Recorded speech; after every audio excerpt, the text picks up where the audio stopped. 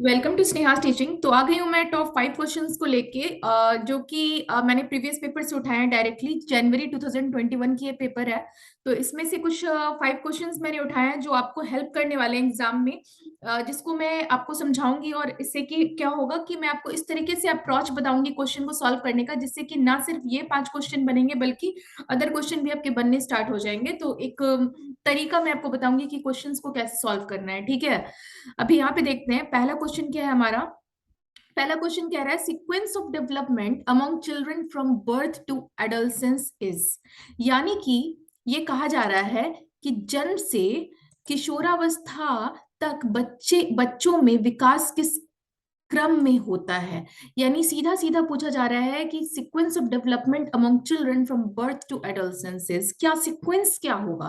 पहला दिया है सेंसरी कंक्रीट एब्स्ट्रैक्ट, दूसरा दिया है एब्स्ट्रैक्ट सेंसरी कंक्रीट, तीसरा दिया है कंक्रीट एब्स्ट्रैक्ट सेंसरी, चौथा दिया है एब्स्ट्रैक्ट कंक्रीट सेंसरी। यहाँ पे देखिए, हिंदी में इसे कहते हैं सांवेदिक मूर्त अमूर्त, अमूर्त सांवेदिक मूर्त, मूर्त अमूर्त सांवेदिक, या फिर अमूर्त मूर्त सांवेदिक। सीधी सी बात है, जब आप पियाजेट की थ्योरी पढ़ोगे और डेवलपमेंट कॉग्निटिव डेवलपमेंट के स्टेजेस देखोगे पियाजेट की थ्योरी में, जो पियाजेट की थ्योरी जिन लोगों ने पढ़ी है उनको सीधी सीधी बात पता होगा कि बच्चे का जो पहले डेवलपमेंट होता है सबसे पहले सेंसरी मोटर होता है। क्या होता है, सबसे पहले सांवेदिक होता है। बच्चा जो है ऑब्जेक्ट परमानेंस आ जाता है। बच्चा कोई चीज, अगर बच्चे के सामने से कोई चीज को हटा दिया जाए तो बच्चे को ये चीज ध्यान में आने लगता है कि हाँ वो चीज एग्जिस्ट कर रही है इस दुनिया में, ठीक है। वो उस चीज को खोजता है। सेंसरी मोटर हो गया, फिर कंक्रीट हो गया, फिर एब्स्ट्रैक्ट हो गया। तो सेंसरी के बाद क्या आता है, हमेशा कंक्रीट ही आता है और पहले सेंसरी ही आएगा। ऐसे केसेस में आप क्या कीजिए कि बाकी तीन को पढ़ने की जरूरत ही नहीं है, ठीक है। तो बाकी तीन क्वेश्चन पे आप ज्यादा उलझिएगा, कंफ्यूज हो जाइएगा। आपको सीधा सीधी पता होना चाहिए कि पहले सेंसरी होता है, फिर कंक्रीट होता है, फिर एब्स्ट्रैक्ट होता है, पहले सांवेदिक होता है, फिर मूर्त होता है, फिर अमूर्त होता है। इस तरीके से आप क्वेश्चंस को डील कीजिए। अगर आपको पहले सेंसरी दिख जाए तो बाकी में आपको जाना ही नहीं है। तो ये इसका करेक्ट आंसर होगा, ठीक है। अगला देखते हैं। अगला हमारा क्वेश्चन क्या कहता है, जस्ट अ सेकेंड। हम नेक्स्ट क्वेश्चन पे अभी आ रहे हैं। क्वेश्चन नंबर 12 हमारा कह रहा है कि individual differences in a progressive classroom should be treated as. Individual differences मतलब क्या होता है, एक प्रगतिशील कक्षा में व्यक्तिगत विभिन्नताओं को किस प्रकार देखा जाना चाहिए। यानी कि दो बच्चा एक दूसरे हर बच्चा एक दूसरे से अलग है। यही हमारा इंडिविजुअल डिफरेंसेस का रूल कहता है कि हर बच्चा क्या है, एक दूसरे से अलग है। तो एक प्रोग्रेसिव क्लासरूम, क्लासरूम एक अच्छा क्लासरूम है, वहां पे एक अच्छा माहौल है। तो उस माहौल में इंडिविजुअल डिफरेंसेस को किस तरीके से ट्रीट करना चाहिए, किस तरीके से उसको देखा जाना चाहिए। पहला दिया है hindrance to the process of learning, यानी अधिगम की प्रक्रिया में बाधा होना। भाई सीधी सी बात है, निगेटिव स्टेटमेंट है, ये पूरी तरह से निगेटिव है। भाई बाधा क्यों, अगर बच्चा एक दूसरे से भिन्न है तो ये अच्छी बात है ना। इसे हम अपना अस्त्र शस्त्र लेंगे, इसे हम अपने पढ़ाने के लिए, ये अच्छी बात है, ये कोई गलत बात नहीं है। प्रक्रिया में बाधा क्यों है, अगर दो चार बच्चे एक दूसरे से अलग है, क्यों नहीं अलग होंगे भाई, बिल्कुल अलग होंगे। खाने पीने की चीजें एक दूसरे से अलग होती हैं, तो बच्चे, वो तो बच्चे हैं, क्यों नहीं अलग होंगे। तो वहां पे हम ये नहीं कह सकते हैं कि वो किसी तरह का बाधा क्रिएट कर रहा है या हिंड्रेस हो रहा है वो प्रोसेस ऑफ लर्निंग में। बिल्कुल ही गलत स्टेटमेंट है ये। दूसरा है failure on the part of teacher. जितने भी निगेटिव स्टेटमेंट है ना, उसको सीधा हटाइए, सीधा क्रॉस कीजिए। Failure on the part of the teacher, अध्यापक के पक्ष पर असफलता। भाई क्यों असफलता होगा, अगर बच्चे एक दूसरे से अलग हैं तो क्या हमारे क्लास में एज अ टीचर हम यही चाहते हैं कि जितने बच्चे भी आए ना, भाई ऐसा है सारे बच्चे एक जैसे होने चाहिए, कोई एक दूसरे से अलग नहीं होना चाहिए। भाई हम ऐसा टीचिंग करेंगे। अगर हमें टीचर की तरह रिक्रूट करो तो भाई क्लासरूम ऐसा दो जिसमें सारे बच्चे एक जैसे हो, तभी क्लास अच्छा से जाएगा। भाई क्यों एक जैसे हो, कोई कमजोर हो सकता है, कोई अच्छा हो सकता है, कोई थोड़ा सा धीरे समझ सकता है, कोई थोड़ा सा तेज समझ सकता है। ये एक टीचर का हथियार होना चाहिए, ना कि टीचर को इस चीज को निगेटिवली लेना है। निगेटिव कहीं से भी नहीं है ये चीज। तो जहां भी निगेटिव चीजें आए उसको क्रॉस कीजिए। इंडिविजुअल डिफरेंसेस एक पॉजिटिव टर्म है जब आप सीटीईटी या चाइल्ड साइकोलॉजी पढ़ रहे हो, ठीक है। एक हमेशा ये एक पॉजिटिव टर्म है, ध्यान रखिएगा। जितने भी निगेटिव इसमें स्टेटमेंट, जितने भी निगेटिव ऑप्शन है उनको इलिमिनेट करना सीखिए। थर्ड है criteria for making ability based groups. देखिए यहाँ पे थोड़ा पॉजिटिव लग रहा है, बट प्रॉब्लम क्या है मैं आपको बता रही हूँ। योग्यता आधारित समूह बनाने का जो है मापदंड, भाई सीधी सी बात है, अगर कोई बच्चा बहुत तेज है, कोई बच्चा थोड़ा तेज है, तो आप थोड़े चीजों का तेज जो बच्चे हैं, जो थोड़ा सा कम समझ रहे हैं, उनका एक अलग ग्रुप बना दीजिए, और जो ज्यादा तेज है उनका अलग ग्रुप बना दीजिए। भाई इतना भेदभाव क्यों करना क्लास के अंदर? आप क्लास टीचर हो, क्लास टीचर माँ समान होती है, क्लास टीचर पिता समान होता है। क्या एक माँ और एक पिता अपने बच्चों में, अगर उसका दो तीन बच्चा एक दूसरे से भिन्न है, तो क्या उसमें वो भेदभाव कर सकता है? नहीं कर सकता है।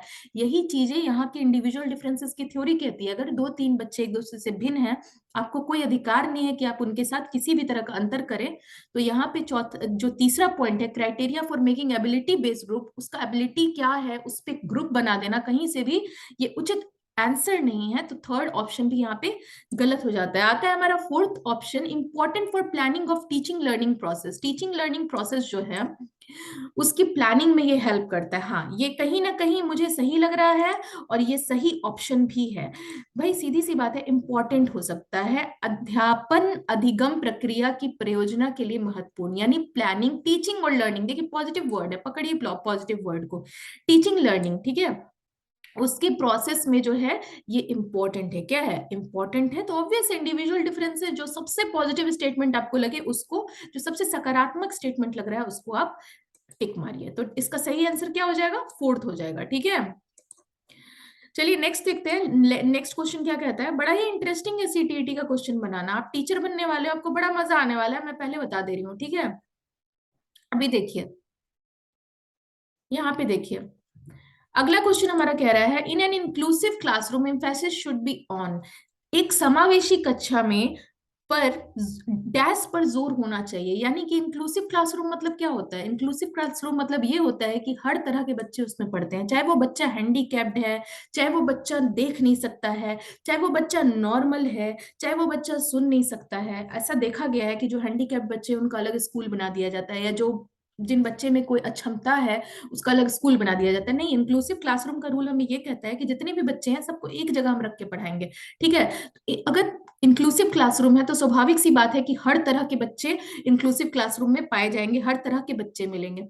अब यहाँ पे सबसे ज्यादा आपका किस चीज पे जोर होना चाहिए? अगर क्लासरूम ऐसा है जहाँ पे हर तरह के बच्चे मौजूद है, हो सकता है कि वो बहुत ही ज्यादा उनको शारीरिक क्षमता में प्रॉब्लम हो, या फिर वो मानसिक तरीके से पीछे हो, कमजोर हो, कुछ भी हो सकता है। तो वहां पे आपका एम्फेसिस किस चीज पे रहना चाहिए?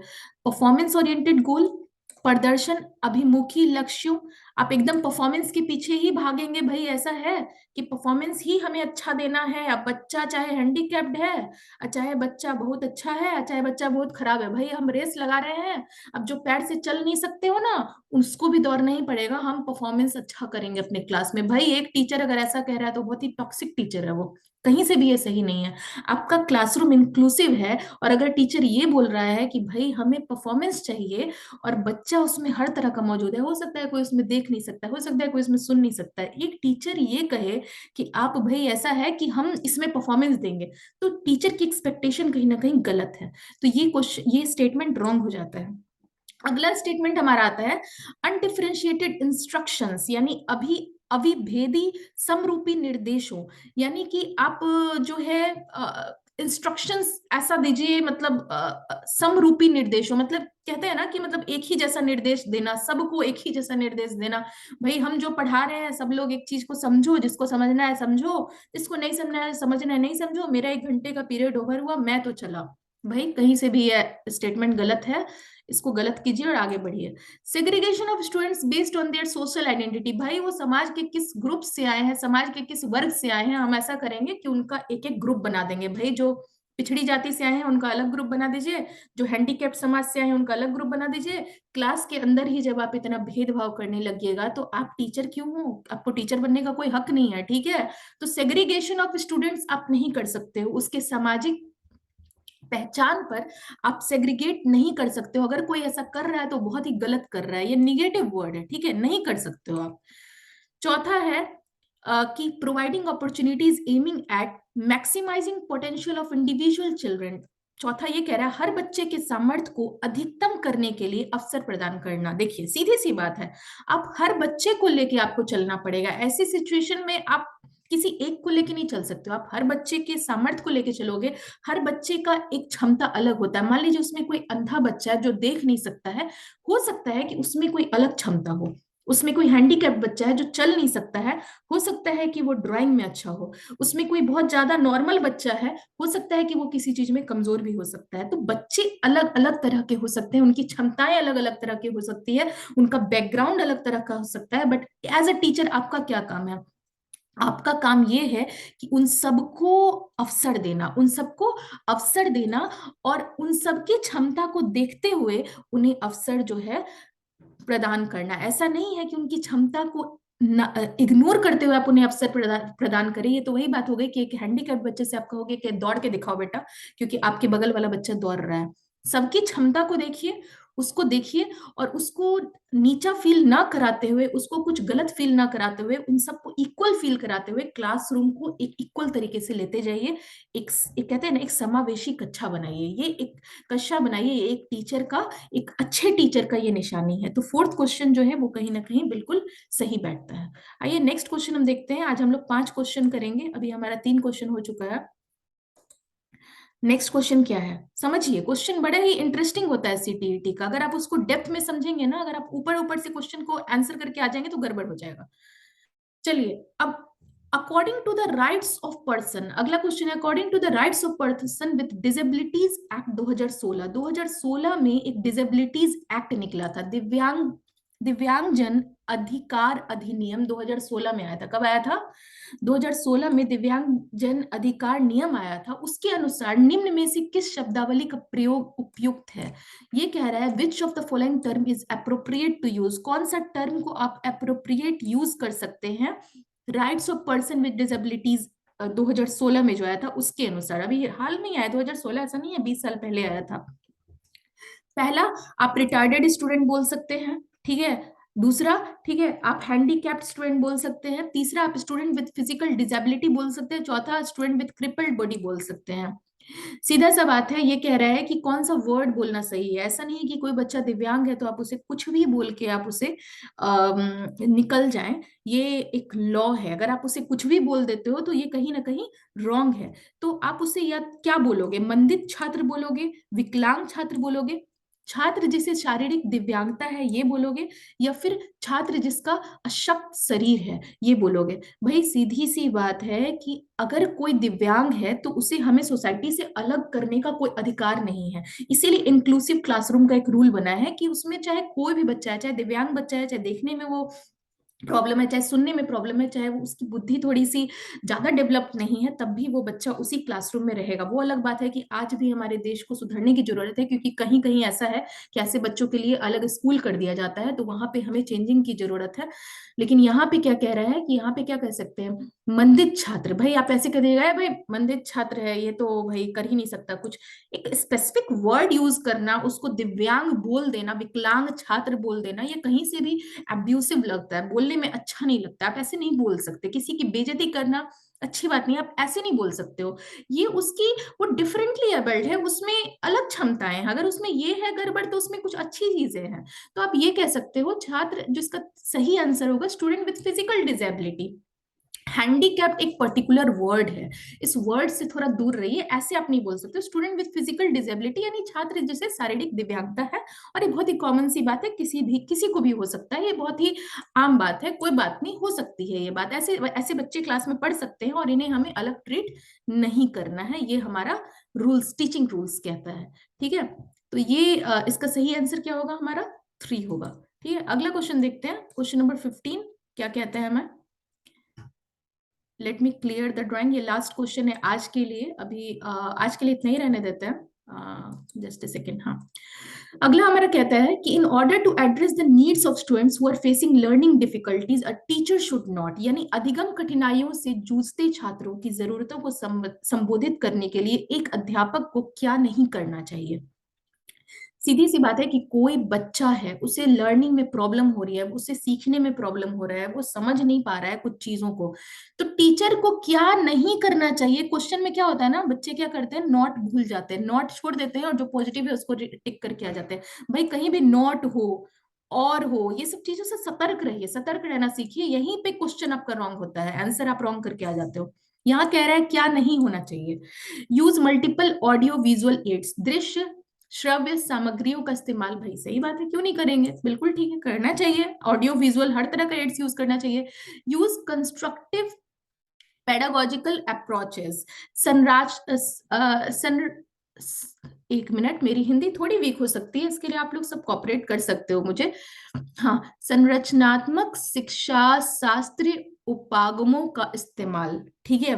तो ये कह रहा है कंस्ट्रक्टिव पेडागोजिकल अप्रोचेस, यानी कि आप ऐसा अप्रोच कीजिए शिक्षा, मतलब ऐसे शस्त्र का उपयोग उपयोग कीजिए जिससे कि जो है बच्चे को लर्निंग में सुविधा मिले, बच्चे को कुछ समझने में सुविधा हो। तो भाई क्यों नहीं, सही बात है, अच्छी बात है, क्यों नहीं कर सकते हैं, बहुत अच्छी बात है, पॉजिटिव स्टेटमेंट है। यहाँ पे हम नॉट पे फोकस कर रहे हैं ना।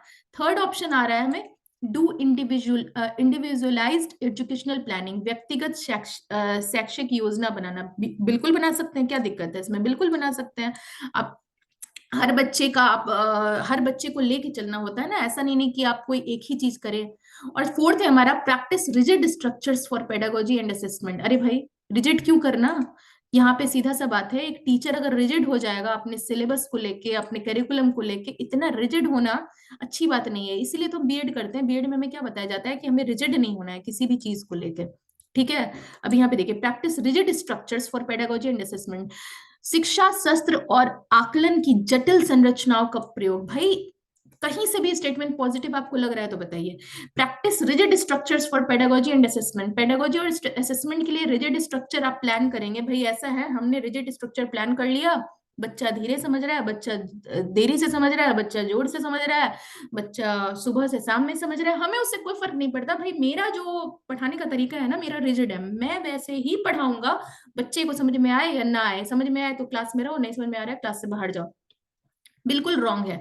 यहाँ पे सीधा सा बता रहा है कि बच्चे को अगर लर्निंग में प्रॉब्लम है तो एक टीचर को क्या करना चाहिए, टीचर को जितनी चीजें दी है ना, ऑडियो विजुअल चीज दिखाइए, अच्छे अच्छे अप्रोचेस अपनाइए। अगर नहीं समझ में आ रहा है तो व्यक्तिगत आप शिक्षक योजना बनाइए, हर बच्चे को लेके चलिए। लेकिन अगर ये कह दे कि भाई रिजिड स्ट्रक्चर रखिए, जितना भी बच्चा है जो भी है भाई, हमें कोई फर्क नहीं पड़ता, हमें जैसे पढ़ाना हम वैसे पढ़ाएंगे। अगर बच्चे को लेट भी समझ में आ रहा है, वो that is none of my business, अपना जाने प्रिंसिपल स्कूल का, जाने स्कूल के डायरेक्टर, मैं अपना पैसे कमाने से मतलब रखती हूँ, मैं क्लास लूंगी, मैं निकल जाऊंगी। भाई नहीं बनो टीचर फिर, ठीक है। बिल्कुल ही रॉन्ग है फोर्थ स्टेटमेंट। तो इस तरीके से आप सीटीईटी के क्वेश्चंस को डील कर सकते हैं। तो आज का क्लास बेसिकली मैंने 5 क्वेश्चन ही बताया, बट मैंने तरीके बताए कि किस तरीके से आपको क्वेश्चन सॉल्व करना है। बहुत ही टेक्निकल अप्रोच से आपको क्वेश्चन सॉल्व करना होता है। आप चाहिएगा बस तुक्के मार के आ जाना तो सीटीईटी क्लियर नहीं होगा। सीटीईटी के क्वेश्चन ऐसा भी नहीं है बच्चों वाला क्वेश्चन होता है, बहुत ध्यान से क्वेश्चन को बनाना पड़ता है। तो अभी के लिए इतना ही। सब्जेक्ट पेडागोजी पे मुझे कमेंट्स आ रहे हैं कि मैथ्स पेडागोजी बताइए मैम, मैम साइंस पेडागोजी बताइए, तो होगा तो मैं उस पर भी लाऊंगी। और साथ साथ मोटिवेशनल और ये सब तो चलते रहता है, वो सब तो मैं बीच में बताते रहती हूँ, ठीक है। तो तब तक के लिए फिर एक शाम में एक होगा तो एक वीडियो आएगी जिसपे मैं मुझे बहुत सारे कमेंट्स हाउस वाइफ के भी आ रहे हैं जो घर में रहती हैं और घर में बहुत सारे काम होते हैं, हाउस वाइफ की भी बहुत सारी जिम्मेवारियां होती हैं। तो ऐसे में क्या होता है कि वो भी बहुत कंफ्यूज होती हैं कि सीटीईटी की तैयारी को कैसे अंजाम दे, कैसे करें। तो एक मैं सोच रही हूँ कि उन सबके लिए एक वीडियो लाऊं। तो मेरे सब्सक्राइब कर दीजिए, ताकि अगर आप भी एक हाउस वाइफ है तो आपको भी समझ में आएगा कि किस तरह से प्लानिंग हमें करना चाहिए। आई नो आप अपना भी प्लानिंग बना रखोगे, बट मैं आपको अपने एक्सपीरियंस के आधार पे गाइड करूंगी, तो आपको शायद एक बेटर रास्ता समझ में आए सीटीईटी एग्जाम का। तो तब तक के लिए आज के लिए इतना ही। मिलती हूँ फिर शाम में, तब तक के लिए आप लोग स्वस्थ रहिए, व्यस्त रहिए, मस्त रहिए। और एक मोटिवेशनल वीडियो के साथ फिर से एक शाम में आती हूँ आप सबके साथ। पढ़ाई के लिए आज जितना काफी है, कल फिर थोड़ा सा पढ़ाई करेंगे। तब तक के लिए गुड बाय।